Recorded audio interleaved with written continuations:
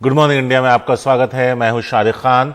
देश में कोरोना के नए वेरिएंट ओमिक्रॉन का खतरा लगातार बढ़ता जा रहा है। कोरोना का यह नया वेरिएंट तेजी से पैर पसार रहा है। राजस्थान का जिक्र करें तो वहां रविवार को ओमिक्रॉन के 9 और महाराष्ट्र में 7 नए केस मिले। इसके साथ देश में ओमिक्रॉन के कुल केस 21 हो गए हैं। सबसे पहले 2 केस कर्नाटक में मिले थे। इसके बाद गुजरात और दिल्ली में भी एक एक मामला सामने आया। महाराष्ट्र में ओमिक्रॉन के अब कुल मामले 8 हो चुके हैं।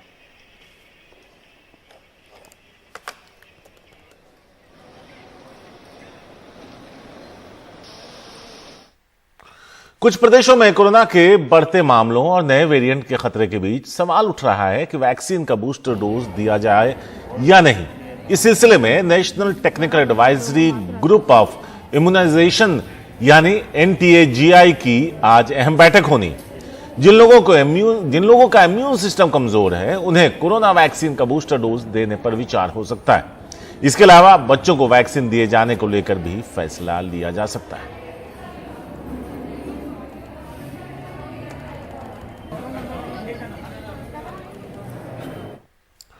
ओमिक्रॉन का खतरा अब राजधानी दिल्ली भी पहुंच चुका है। पहला मामला सामने आने के बाद सख्ती बढ़ाई जा रही है। एयरपोर्ट पर भी कई तरह के एहतियात बढ़ते जा रहे हैं। कोरोना वायरस का ओमिक्रॉन वेरिएंट अब दिल्ली भी पहुंच गया है। तंजानिया से दिल्ली लौटा 37 साल का एक युवक ओमिक्रॉन पॉजिटिव पाया गया है। उसे दिल्ली के LNJP अस्पताल में भर्ती कराया गया है।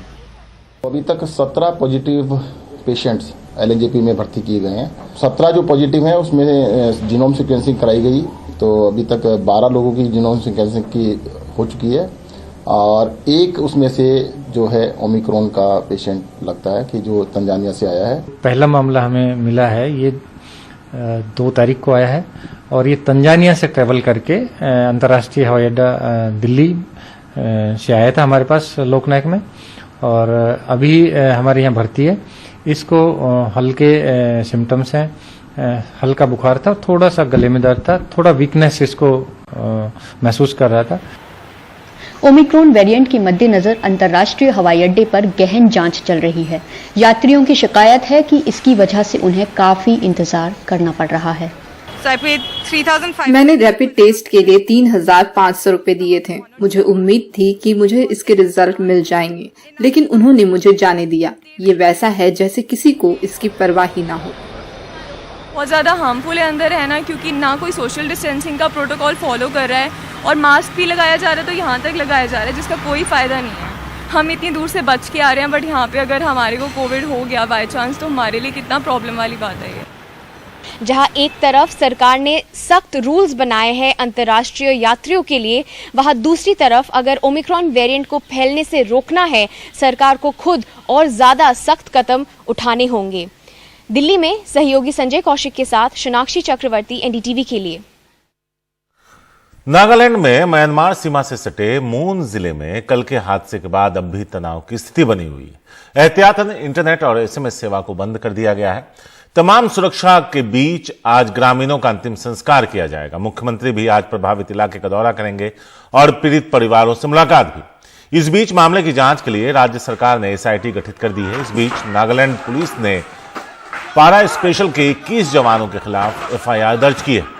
शनिवार को म्यांमार की सीमा पर लगे नागालैंड के मोन जिले को ओटिंग गांव में सेना की फायरिंग में मरने वालों की तादाद 14 हो गई।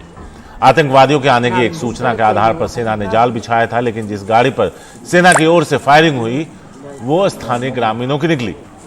इस फायरिंग में 8 लोगों की मौत हो गई। इसके बाद गुस्साए ग्रामीणों के साथ सेना ने आत्मरक्षा में फायरिंग की, जिसमें 6 और लोगों की जान चली गई।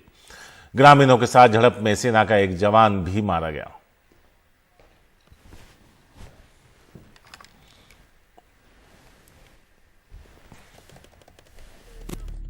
एक पिकअप ट्रक में ग्रामीणों के शव। नागालैंड के मोन जिला में शनिवार को गलत सूचना के आधार पर सेना की फायरिंग में इन लोगों की जान चली गई। आतंकियों की तलाश कर रही सेना की एक यूनिट ने एक सूचना के आधार पर ओटिंग गांव में जाल बिछाया था, लेकिन जिस गाड़ी पर फायरिंग की गई वो स्थानीय ग्रामीणों की निकली। इस घटना के बाद गुस्साए सैकड़ों ग्रामीणों ने सेना के जवानों को घेर कर उन पर हमला कर दिया। सेना की कई गाड़ियों को आग लगा दी। हालात काबू से बाहर हुए तो आत्मरक्षा में सेना को फिर गोली चलानी पड़ी, जिसमें 5 और ग्रामीणों की मौत हो गई और सेना के एक जवान को भी जान गंवानी पड़ी। घायल जवानों और ग्रामीणों को तुरंत अस्पताल ले जाया गया। इस घटना के 24 घंटे बाद भी इलाके में काफी तनाव है। रविवार को गुस्साए लोगों ने मोन जिले में असम राइफल्स के एक कैंप पर हमला कर दिया। इस घटना के बाद सेना ने बयान जारी कर कहा कि इस घटना और इसके बाद हुई घटनाओं पर गहरा अफसोस है। दुर्भाग्यपूर्ण घटना में लोगों की जान जाने की उच्च स्तर पर जांच चल रही है और कानून के मुताबिक उचित कार्रवाई की जाएगी। इस घटना के बाद सेना की कार्रवाई पर सवाल उठ रहे हैं। But even if such information is there, हमले से पहले उनको जांच पड़ताल करनी चाहिए थी। meticulously, गृह मंत्री अमित शाह ने ट्वीट कर कहा कि नागालैंड के वोटिंग में हुई दुर्भाग्यपूर्ण घटना से दुखी हूं। जिन परिवार ने अपनों को खोया है उनके प्रति मेरी गहरी संवेदना है। राज्य सरकार द्वारा बनाई गई एक हाई लेवल SIT इस मामले की गहनता से जांच करेगी, जिससे पीड़ित परिवार को न्याय मिल सके। इस घटना के बाद तनाव को देखते हुए मोन जिले में SMS और 3G सेवाओं को बंद कर दिया गया है। मुख्यमंत्री ने घटना की जांच के लिए एक स्पेशल इन्वेस्टिगेटिंग टीम बना दी है। सेना, पुलिस और गृह मंत्रालय के वरिष्ठ अफसर सोमवार को कोहिमा पहुंच रहे हैं। रत्नदीप चौधरी की रिपोर्ट, NDTV इंडिया।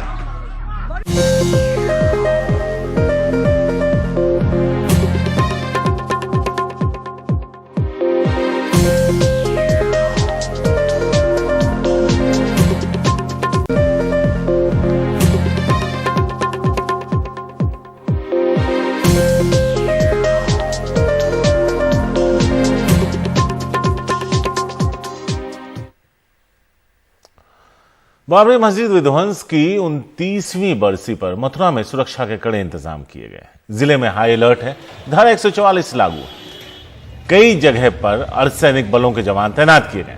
कुछ संगठनों के ऐलान के बाद सुरक्षा के लिहाज से मथुरा को 4 सुपर जोन में बांटा गया है, जिनमें 4 जोन और 8 सेक्टरों में इसे बांट दिया गया। साथ ही किसी भी अप्रिय घटना को रोकने के लिए सुरक्षा में 200 से अधिक अर्धसैनिक बल के जवानों की तैनाती की गई।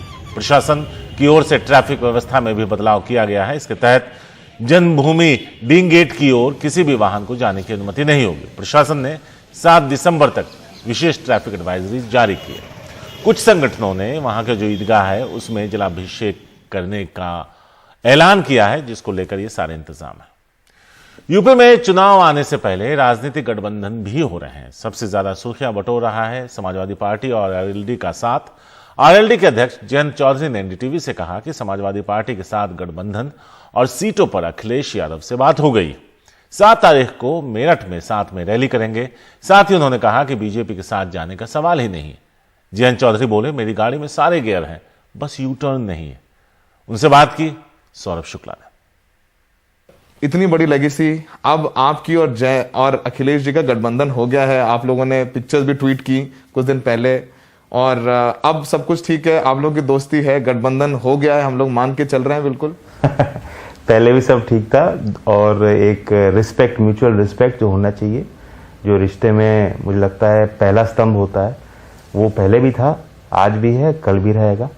और लंबे समय हमने फैसला लिया है कि जिस रास्ते हम चलते आए, राह तो एक ही थी, शुरुआत का पॉइंट भी, स्टार्टिंग पॉइंट भी एक ही था, विचारधारा में भी मेल था, तो इसलिए जो एक ही रास्ते पे चलना है तो साथ चलना चाहिए। साथ चलना चाहिए। सर, खबरें आती हैं कि आप लोगों का अलायंस हो रहा है।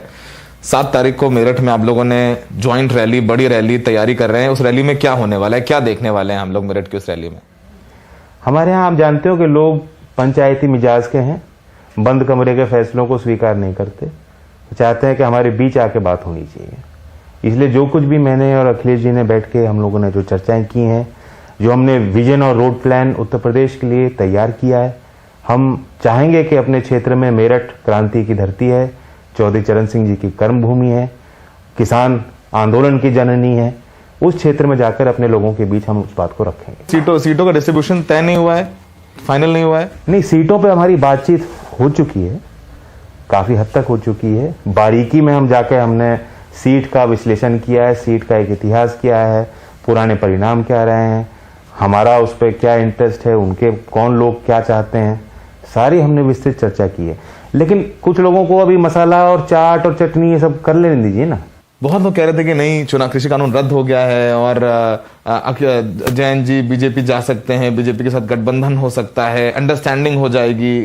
तमाम लोग ऐसे पूछ चुके हैं सवाल, मैं फिर पूछ रहा हूँ, क्या कभी कोई गुंजाइश अभी भी रह गई है? क्योंकि बीजेपी का कहना है किसानों से प्रधानमंत्री मोदी माफी मांग चुके हैं, तो उनकी तरफ से ये आया है।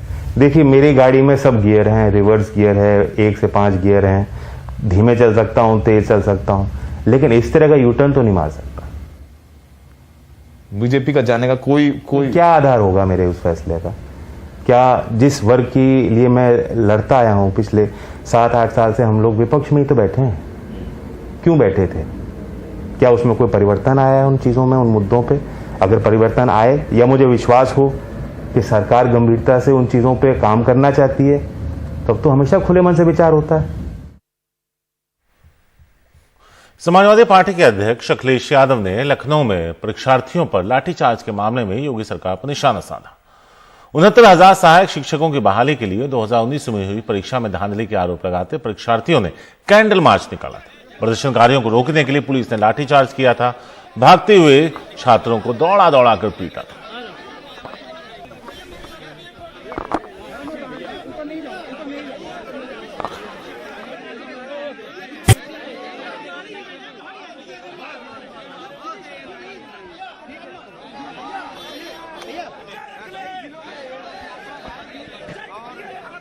जो विश्व गुरु बना रहे थे, समाजवादी तो लैपटॉप दे रहे थे।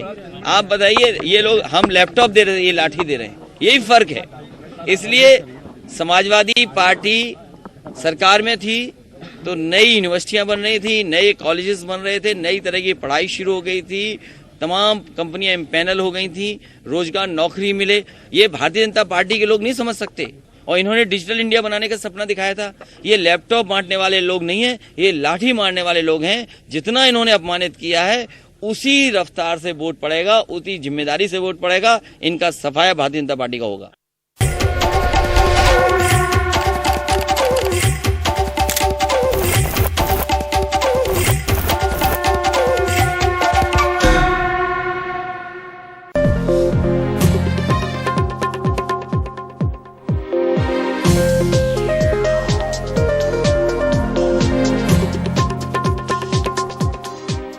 कर्नाटक के वेलूर कस्बे में एक चर्च पर बजरंग दल के लोगों ने हमला कर दिया। मामले में 5 लोगों के खिलाफ मुकदमा दर्ज हुआ है। बजरंग दल ने चर्च में जबरन धर्म परिवर्तन का आरोप लगाया। बेंगलुरु से 5 घंटे की दूरी पर मौजूद कस्बे बेल्लूर का एक छोटा church life to the nations ministries पर हफ्ते भर पहले हमला हुआ। 28 नवंबर को जब चर्च में प्रार्थना चल रही थी, तब बजरंग दल के करीब 25 कार्यकर्ता चर्च में घुस आए। उन्होंने जबरन धर्म परिवर्तन का आरोप लगाना शुरू कर दिया।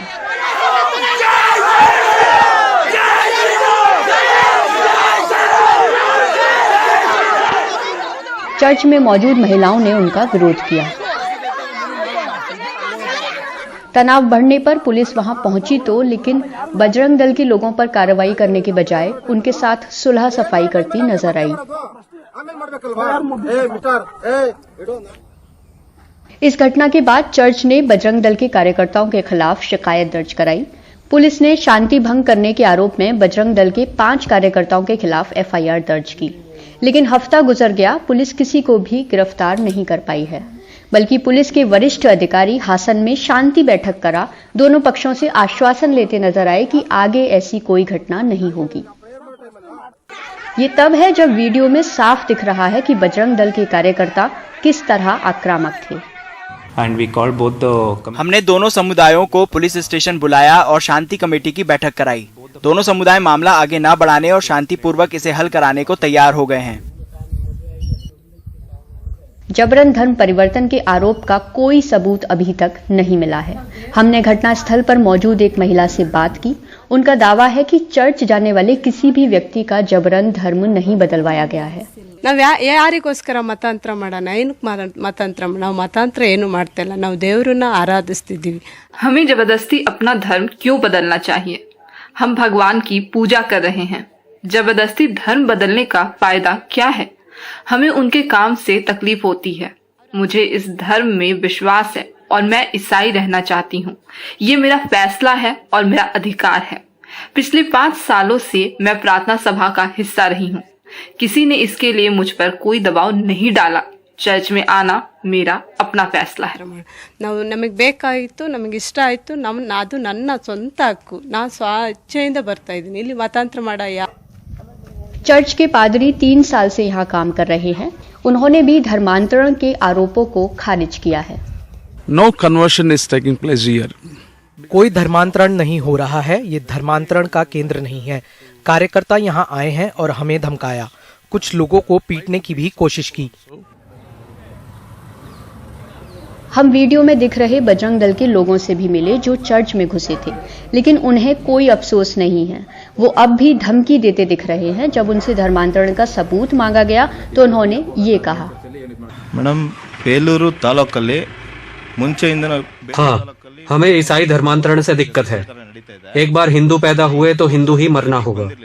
बेल्लूर में 30 जगहों पर जबरन धर्मांतरण चल रहा है। ये अब सामने आ रहा है।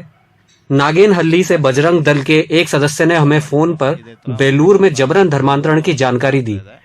कई लोग ईसाई बना दिए गए हैं और ये आगे भी चलेगा। ಸ್ವಲ್ಪ ನೋಡಿ ಕನ್ಫರ್ಮ್ ಮಾಡ್ಕೊಂಡು ಮಾಡಿ ಅಂತ ಹೇಳಿದ್ರು। ಹಾಗಾಗಿ इस बीच चर्च के बाहर पुलिस तैनात है, लेकिन पादरी कहते हैं कि वो घबराए हुए हैं। एक्चुअली बिफोर तहसीलदार ये मुद्दा तहसीलदार के सामने शांतिपूर्वक हल हो गया था। अब वो फिर दिक्कत पैदा करना चाहते हैं। वो धमकाकर हमें डराना चाहते हैं। and they're creating some actually threats actually. Police की ओर से कोई कार्रवाई ना होना इस बात का संकेत है कि वो राजनीतिक दबाव में है। चर्चों पर हमले ऐसे समय हुए हैं जब कर्नाटक के मुख्यमंत्री ने धर्मांतरण रोकने से जुड़ा एक बिल विधानसभा के शीत सत्र में ही लाने का वादा किया है। हासन से शीजा MS की रिपोर्ट, NDTV इंडिया।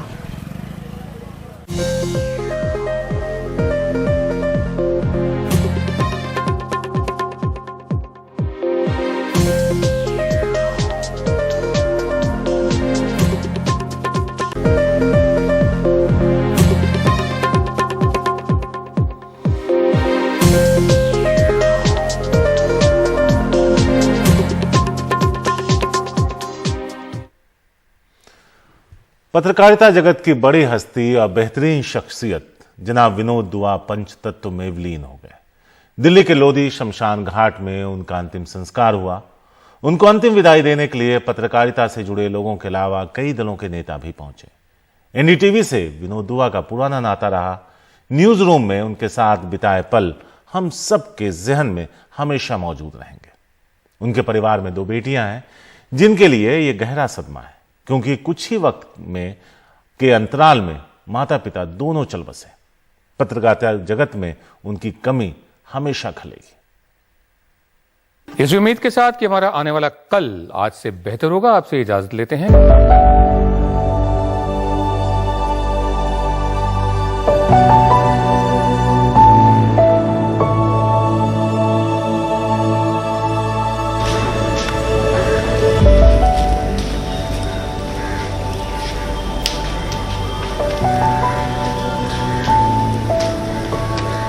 वरिष्ठ पत्रकार विनोद दुआ पंचतत्व में विलीन हो गए। उनकी शख्सियत ऐसी रही कि उन्हें अंतिम विदाई देने आया हर व्यक्ति उन्हें अपने अपने तरीके से याद कर रहा था।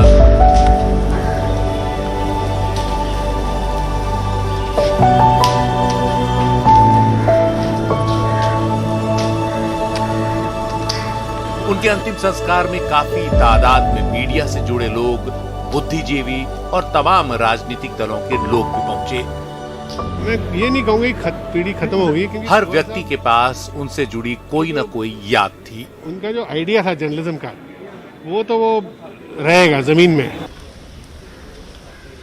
उनका जो पत्रकारिता का तरीका जो था, जो एंटी एस्टैब्लिशमेंट सरकार से सवाल पूछना, वो नहीं मरेगा। और उनके लिए यही सबसे बड़ा उनके लिए एक श्रद्धांजलि होगी।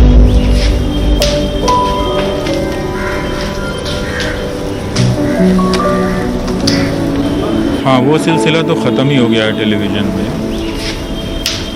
पता नहीं उन्हें कैसा लगता होगा, क्योंकि जो लोग उससे ध्वस्त कर रहे हैं उनमें से कई सारे लोग विनोद दुआ को मानने वाले लोग भी होंगे। उनको तो दुख होता ही होगा और वो चीज़ तो अब वापस नहीं आनी है इस टेलीविज़न में। एक ऐसी खबर जिसे आप, मैं, हम सब बहुत पहले से जानते हैं। उस आने के लिए बहुत मेहनत करनी पड़ेगी। एक मित्र ने अभी ट्वीट किया, कल रात को ट्वीट किया था कि विनोद मरा नहीं है, विनोद मरते नहीं है। वैसे ये विनोद दुआ को मार नहीं सकता, वो तो विचार है। ये आप जो लोग देख रहे हैं ये उस विचार का अंश है। विनोद दुआ भारत की टेलीविज़न जगत के लोकतंत्र थे। He was the Republic of Indian television. वो रिपब्लिक जो उन्होंने स्वयं बनाया मेहनत करके और लोगों के साथ, उस रिपब्लिक को जिंदा रखना हम सबका कर्तव्य है। उन्होंने कहा था बेटा ऐसा है कि यदि एक बार कैमरा ऑन हो जाए और लाइट ऑन हो जाए तो कठिन से कठिन सवाल पूछने से मत घबराना, लेकिन सवाल मुस्कुराते हुए पूछना, चिल्ला के नहीं पूछना। ये सीख जो है आज के सभी पत्रकारों के लिए, सभी एंकर के लिए है। उम्दा आदमी थे, उम्दा शब्द बहुत इस्तेमाल करते थे। मैं उनसे कई बार यही कहा करता था कि उम्दा के आगे भी कुछ है। बोले उम्दा के आगे उम्दा ही है। तो इस तरह के थे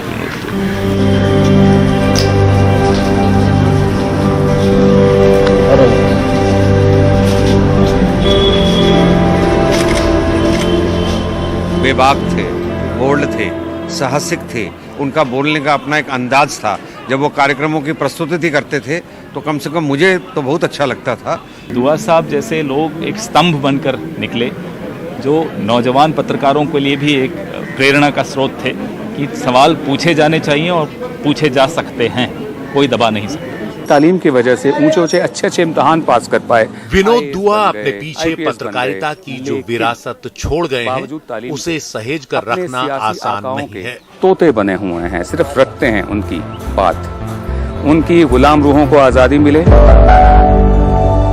एक ऐसे दौर में जब सत्ता से सवाल पूछना और भी ज्यादा मुश्किल और जोखिम भरा हो गया है, जनता की खातिर सत्ताधीशों से सवाल करना, उनकी जिम्मेदारी उन्हें याद दिलाना, वो भी पूरी शालीनता और मुद्दे की गंभीरता बनाए रखने के साथ, एक ऐसी आर्ट है जिसे सीखना और उस पर अमल करना ही विनोद दुआ को सच्ची श्रद्धांजलि होगा। विनोद दुआ सिर्फ एक नाम नहीं बल्कि इतनी बड़ी शख्सियत है कि उनके लिए मैं क्या बोलूं। इसलिए उनको नमन करते हुए मैं अपनी बात यहीं खत्म करता हूं। नई दिल्ली से कैमरामैन मोहम्मद मुरसलीन के साथ मैं मुकेश सिंह, एनडीटीवी इंडिया।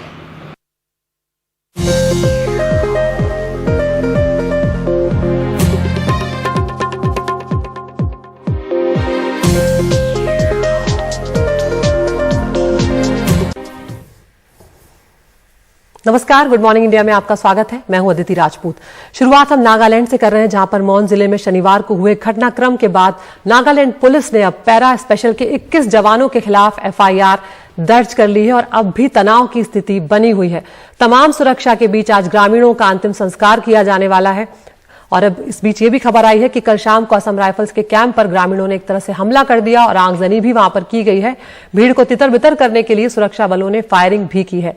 मुख्यमंत्री आज प्रभावित इलाकों का दौरा करने वाले हैं और इसके साथ ही कुछ ही देर में जो अंतिम संस्कार की प्रक्रिया है वो भी शुरू होने वाली है। उसके बाद मुख्यमंत्री जो है वो पीड़ित परिवारों से मुलाकात भी करेंगे। इस बीच मामले की जांच के लिए राज्य सरकार ने एसआईटी का गठन कर दिया है। एहतियातन इंटरनेट और एसएमएस सेवा को भी बंद कर दिया गया है। शनिवार को म्यांमार की सीमा से लगे नागालैंड के मोन जिले के ओटिंग गांव में सेना की फायरिंग में मरने वालों की तादाद 14 हो गई है। आतंकवादियों के आने की एक सूचना के आधार पर सेना ने जाल बिछाया था, लेकिन जिस गाड़ी पे सेना की ओर से फायरिंग हुई वो स्थानीय ग्रामीणों की निकली और इस फायरिंग में 8 लोगों की मौत हो गई। इसके बाद गुस्साए ग्रामीणों के साथ सेना ने आत्मरक्षा में फायरिंग की, जिसमें 6 और लोगों ने जान गंवाई है। ये सेना की तरफ से भी बयान आया है। ग्रामीणों के साथ झड़प में सेना के एक जवान की भी जान गई है। और इस वक्त हमारे साथ जुड़ रहे हैं न्यावांग कोन्यक, जो कि बीजेपी के चीफ है मौन जिला यूनिट के वहां पर। कोन्यक जी, आपने वक्त निकाला हमसे बातचीत करने के लिए, बहुत शुक्रिया। आपसे जानना चाहेंगे किस तरह की स्थिति पैदा हुई, क्योंकि आप भी उस वक्त वहां पर मौजूद थे। मतलब हम तो पॉलिटिशियन आदमी थे, इसलिए पहले हम सुना है कि शाम को तीनपाजी का ट्रिप में मेरे को कहा ऐसा फायरिंग चल रहा है, पॉम्पलेट का बारे में चल रहा है ना, वो कोई कुछ भी नहीं था उसी जगह पे। इंडियन मिलिट्री फोर्स ने फायरिंग चल रहा है बोल के मेरे को पब्लिक ने मेरे को फोन किया। उसी टाइम में हम स्पॉट में नहीं थे, लेकिन हम भाग के आए क्योंकि हम पीस बनाने के लिए, अरे कैसा करके ऐसा फायरिंग चल रहा है बोल के हम तो आया था। उसी टाइम में हम पुलिस वाले को, SDPO और सबको खबर दे के हम उसी जगह पे पहुंच गया। पहुंचते देखा उसी समय इन लोग को भेद नहीं हुआ। सुना है बस्ती वाला ने मेरे को फोन करके फिर बताया, अरे दादा और प्रसन्न जी, ये चाका में तो हम लोग का लोकल चर्च प्रेसिडेंट एक इनका गाड़ी पूरा नष्ट कर दिया, फिर भी वो आदमी लोग पूरा उठा के ले गया। आदमी लोग पूरा लेंगटा में है क्योंकि इन लोग हाजिरा करके वो ले गया। इन लोग का पैसा डॉक्यूमेंट पूरा उठा के ले गया। वो आदमी तो मिलिट्री का गाड़ी में ढाल के, ऐसा क्यों इन लोग का यूनिफॉर्म ढालने के लिए कोशिश कर रहा है, क्या करेगा बोल के ये लोग तो जवान लोग तो गुस्सा किया। पब्लिक लोग क्या करके ये लोग ने 2 गाड़ी लाया। कोनक जी, क्या आप ये कह रहे हैं कि सावधानी नहीं बरती गई जवानों के द्वारा? ये लोग मतलब जवान लोग, मेरा पब्लिक लोग गुस्सा होके गाड़ी दूर जला दिया, फिर गाड़ी जला दिया। इसका बाद बंदूक फायरिंग चालू किया। ये लोग बंदूक चालू किया। हम लोग बोल रहे हैं कि हम लोग पब्लिक है, हम लोग बीच बनाने के लिए आया जी। बंदूक क्यों चलाया बोला है। जिन्ना भी हला करेगा ये लोग को गोली डायरेक्ट चल रहा है।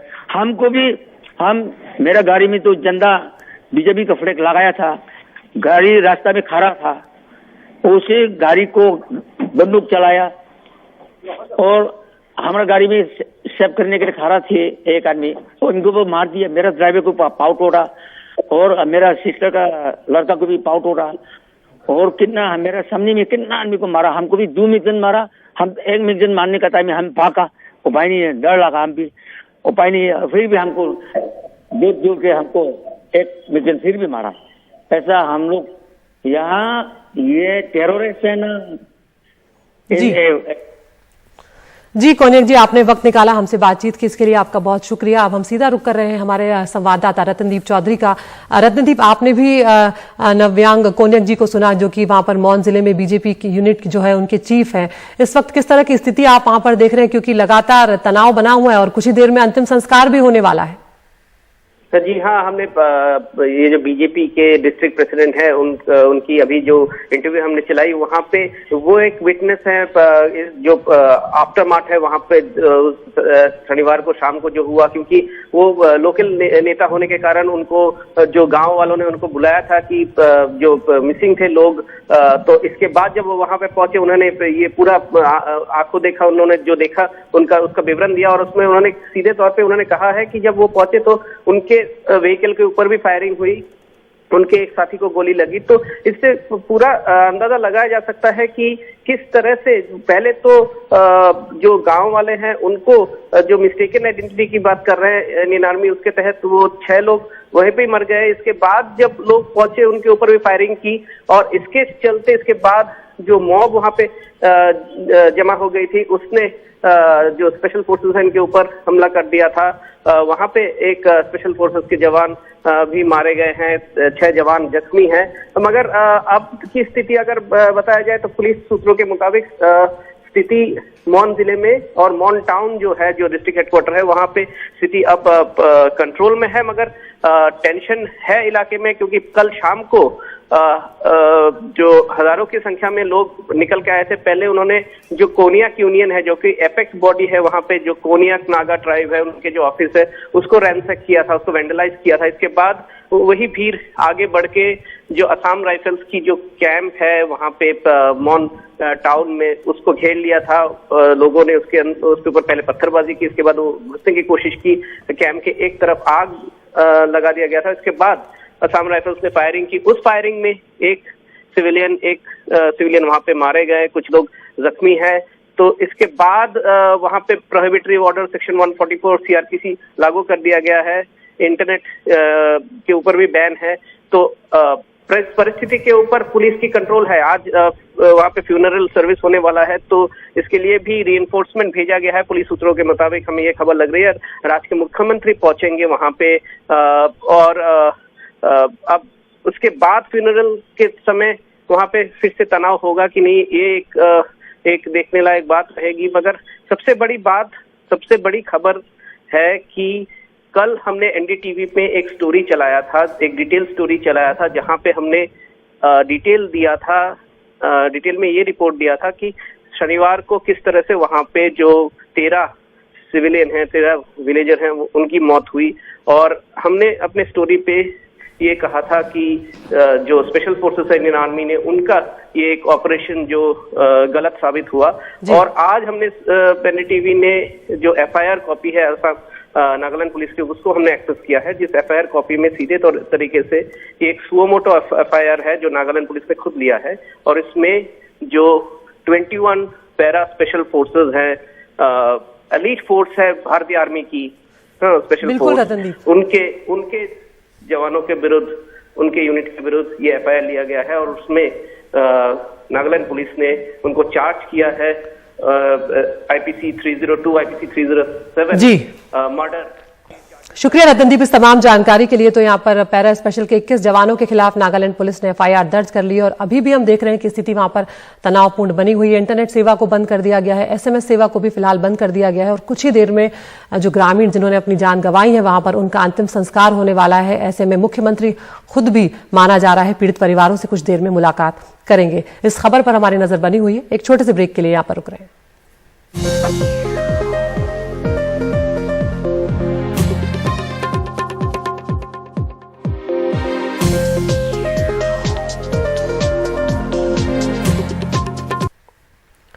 दूसरे देशों के साथ साथ अब भारत में भी कोरोना का नया वेरिएंट ओमिक्रॉन दाखिल हो चुका है और एक के बाद एक इसके मामले जो हैं वो लगातार बढ़ते ही जा रहे हैं। ये नया वेरिएंट तेजी से अब पैर पसारता हुआ नजर आ रहा है। कल से लेकर अब तक 21 मामले जो हैं वो पहुंच चुके हैं भारत में। कल सिर्फ 5 मामले थे और आज 21 मामले भारत में हो चुके हैं नए वेरिएंट के। राजस्थान में रविवार को ओमिक्रॉन के 9 और महाराष्ट्र में 7 नए केस मिले हैं। इसके साथ ही देश में ओमिक्रॉन के कुल केस अब 21 तक पहुंच गए हैं। सबसे पहले 2 केस कर्नाटक में मिले थे, उसके बाद गुजरात और दिल्ली में भी 1-1 केस मिल चुके हैं। महाराष्ट्र में ओमिक्रॉन के कुल केस अब 8 तक पहुंच चुके हैं और इसीलिए अब तमाम राज्य जो हैं वो एहतियातों को, सख्तियों को बढ़ाते जा रहे हैं।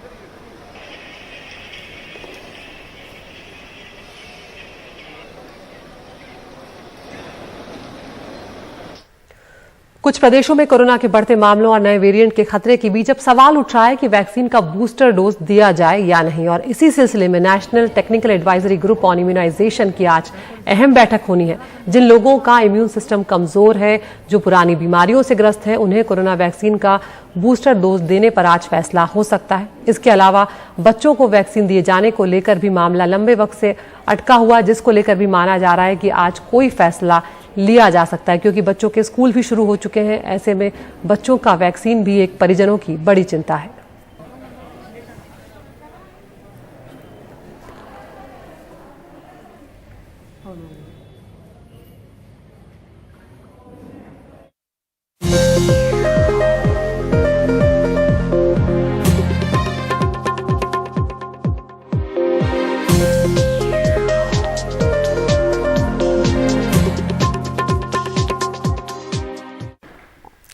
भारत और रूस की दशकों पुरानी दोस्ती को और मजबूत करने के लिए रूसी राष्ट्रपति व्लादिमीर पुतिन आज दिल्ली पहुंच रहे हैं। कोरोना संकट की वजह से उनका ये दौरा जो है वो बेहद छोटा रहने वाला है, लेकिन इसका असर न सिर्फ दोनों देशों के संबंधों पर होगा बल्कि इससे चीन और पाकिस्तान जैसे पड़ोसी देशों को भी एक बड़ा संदेश जाएगा। पुतिन अपने 6-7 घंटों के भारत दौरे के दौरान पहले दोनों देशों के विदेश और रक्षा मंत्रियों के बीच 2+2 वार्ता भी होगी और जिसके बाद शाम करीब 5:30 बजे हैदराबाद हाउस में राष्ट्रपति पुतिन और प्रधानमंत्री नरेंद्र मोदी 21वें भारत रूस वार्षिक शिखर सम्मेलन में हिस्सा लेंगे। तो महत्वपूर्ण बातें इस दौरे की हम आपको बताते हैं, क्योंकि दशकों पुरानी ये दोस्ती है, 2 सालों के बाद आमने सामने होने जा रहे हैं। 21वां भारत रूस वार्षिक शिखर सम्मेलन है ये, और ये जो मुलाकात है ये आमने सामने की बातचीत इसमें होने जा रही है, जो काफी मायने रखती है। 2019 में ब्रासीलिया में ब्रिक्स बैठक के बाद राष्ट्रपति पुतिन और प्रधानमंत्री मोदी के बीच ये पहली बैठक होने जा रही है, इसलिए बेहद मायने रखती है। दोनों देशों के बीच 10 अहम समझौते होंगे। ज्यादातर समझौते हैं जो वो डिफेंस से जुड़े होंगे, रक्षा से जुड़े होंगे। ऐसे में यहां पर यह देखना बहुत महत्वपूर्ण होगा, 7.5 लाख AK-203 असॉल्ट राइफल्स पर जो डील होने जा रही है वो बहुत महत्वपूर्ण है, जो धीरे धीरे AK-47 की जगह लेगी भारतीय सेना के लिए। ये बहुत मायने रखता है ये सौदा। निर्माण प्रक्रिया कीमत पर दोनों देश सहमत हो चुके हैं इस डील में। पहले कुछ मॉडल्स जो हैं वो रूस बनाएगा इस असॉल्ट राइफल के, और फिर उस तकनीक को लेकर भारत में ही इस राइफल का निर्माण किया जाएगा। S-400 मिसाइल सिस्टम की समय पर जो डिलीवरी है ये एक मुद्दा रहने वाला है। प्रधानमंत्री मोदी को S-400 एयर डिफेंस सिस्टम का एक मॉडल भी गिफ्ट करने जा रहे हैं आज पुतिन, और इस डील में वक्त लगने जा रहा है। बड़ी डील ये बताई जा रही है, और सरफेस है तो एयर मिसाइल भी होने जा रही है। और ये भी बताया जा रहा है कि ये जो डील होगी ये 35,000 करोड़ की डील होगी। रूस को इसके अलावा जो डील से उम्मीद है वो सबसे बड़ी उम्मीद यहाँ पर ये भी है कि कुछ जरूरी सबमरीन जो समझौते हैं वो यहाँ पर होंगे। जो पनडुब्बी है उसकी उम्मीद कर रहा है रूस की पनडुब्बी जो सौदा है वो उसको भारत से मिल सकता है। इसके अलावा कनेक्टिविटी का मामला होगा, शिपिंग होगा, सैन्य ऑपरेशन पर समझौता होगा, जो पहले से ही दशकों से इस तरह की चीजें चल रही हैं। इसमें और कुछ कदम आगे बढ़ेंगे आज की मुलाकात के बाद दोनों देश। इसके अलावा यहाँ पर यह भी महत्वपूर्ण होगा कि अफगानिस्तान में जो बदलते हालात हैं उस पर दोनों देश जरूर चर्चा करेंगे, क्योंकि हम जानते हैं कि रूस ने अफगानिस्तान से जो अपना दूतावास है उसे नहीं हटाया है, वहां पर जमीन पर उसका दूतावास चल रहा है। ऐसे में उनके लिए काबुल में बदलते हालात काफी मायने रखते हैं। भारत ने भले ही वहां पर कोई डिप्लोमेटिक उपस्थिति अभी वहां पर नहीं रखी हुई है, लेकिन भारत लगातार वहां पर अपनी पैनी नजर बनाए हुए है कि किस तरह से वहां पर अफगानिस्तान में हालात बदल रहे हैं, सुरक्षा के मद्देनजर भी। इसके अलावा नवंबर 2019 के बाद चूंकि दोनों नेता पहली बार आमने सामने होने जा रहे हैं, तो यहां पर उनके साथ साथ इस मुलाकात में जो रूसी विदेश और रक्षा मंत्री हैं वो भी भारत दौरे पर होंगे और अपने समकक्ष यहां पर वो मुलाकात करेंगे, भारत के विदेश मंत्री और भारत के रक्षा मंत्री में भी। और दोनों ही देशों के जो मंत्री हैं उनकी ओर से एशिया प्रशांत क्षेत्र की जो स्थिति है और अफगानिस्तान और सीरिया का जो घटनाक्रम है उस पर प्रमुख क्षेत्रीय और अंतर्राष्ट्रीय विषय जो हैं उन पर भी गहन चर्चा होने की उम्मीद है। और साथ ही ये भी माना जा रहा है कि दोनों देश जो हैं वो साझा राजनीतिक बयान जारी कर सकते हैं। सीधी बातचीत के अलावा अनौपचारिक बातचीत भी प्रधानमंत्री मोदी और राष्ट्रपति जो पुतिन है उनके बीच होने वाली है। हम अपने senior editor foreign affairs Umashankar Singh का यहाँ पर रुख कर रहे हैं। उमा, कितनी मायने रखती है भारत और रूस की ये मुलाकात, क्योंकि 2 सालों के बाद हो रही है, कोरोना के वक्त में हो रही है, और कहीं ना कहीं पाकिस्तान और चीन जैसे जो देश हैं उन पर भी इन मुलाकातों का एक जिसे कहते हैं साइकोलॉजिकल इम्पैक्ट पड़ता है। जी देखिए, जो डिप्लोमेटिक सर्किल है उसमें आज 6 दिसंबर को फुल रसिया डे के तौर पे देखा जा रहा है, यानी कि इंगेजमेंट का जो लेवल है बेशक टाइमिंग बहुत कम है। पुतिन जो है यहाँ पे 5-6 घंटे के लिए ही आ रहे हैं, लेकिन जिस तरीके का इंगेजमेंट होने जा रहा है इसलिए ये नाम दिया गया है फुल रसिया डे।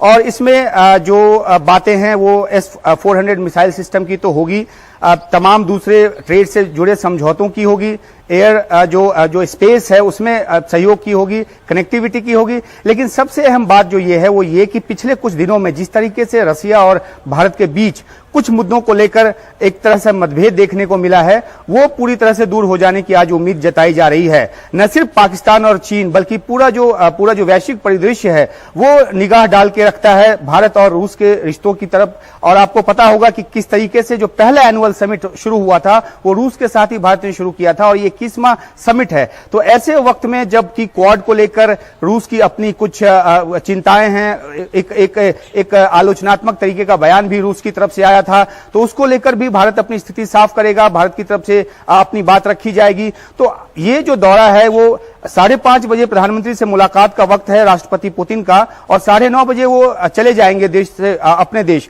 लेकिन इन 4 घंटों में जो कुछ भी होगा वो माना जा रहा है कि ऐतिहासिक होगा और जिस तरीके से भारत और रूस एक परंपरागत सहयोगी रहे हैं, उसी चीज को एक से बार फिर से पुनर्स्थापित करने वाला होगा। अफगानिस्तान के मुद्दे पर जिस तरीके से हमने देखा है कि चीन जो रूस है वो एक अलग टेक लेकर चल रहा है और माना जा रहा है कि भारत के टेक से थोड़ा अलग है, लेकिन जब एनएसए लेवल की बैठक हुई थी उसमें रूस ने भी शिरकत किया था और ये माना जा रहा है कि भारत और रूस जो हैं वो अफगानिस्तान में एक संयुक्त तरीके से अप्रोच करके कैसे आगे बढ़े उस पर भी जो चर्चा है वो कर रहे हैं, क्योंकि ये बैठक होने वाली है जिसके 10 बजे जो है विदेश मंत्री दोनों देशों के मिलेंगे, उसके बाद 11:30 बजे 2+2 की जो मीटिंग होगी जिसमें कि दोनों देशों के रक्षा मंत्री और विदेश मंत्री शामिल होंगे, तो एक पृष्ठभूमि तैयार कर देगा और जो पुतिन और प्रधानमंत्री मोदी जब मिलेंगे तो उस समय तमाम समझौतों पे जो है वो मुहर लग जाएगी और ये एक भारत और रूस के रिश्तों के प्रति एक ऐतिहासिक दिन साबित होने जा रहा है आज का दिन।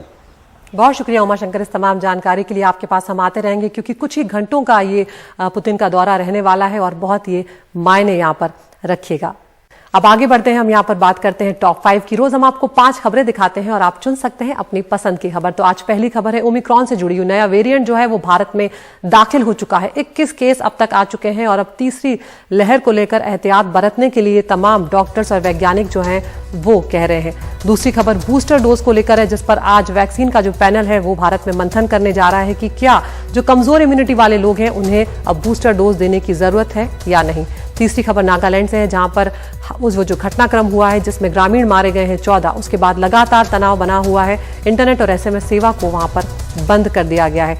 चौथी खबर भारत के पावर पैक्ड दौरे पर रूस के राष्ट्रपति व्लादिमीर पुतिन पहुंच रहे हैं और एक ऐतिहासिक ये मुलाकात होने जा रही है। और पांचवी खबर मुंबई टेस्ट में जीत की राह पर दिख रही है टीम इंडिया। आप हमारे YouTube चैनल पर जाएं, इन 5 खबरों में से अपनी पसंद की खबर चुनें। उस खबर को हम आपको विस्तार से एनडीटीवी इंडिया और उसके YouTube चैनल पर दिखाएंगे।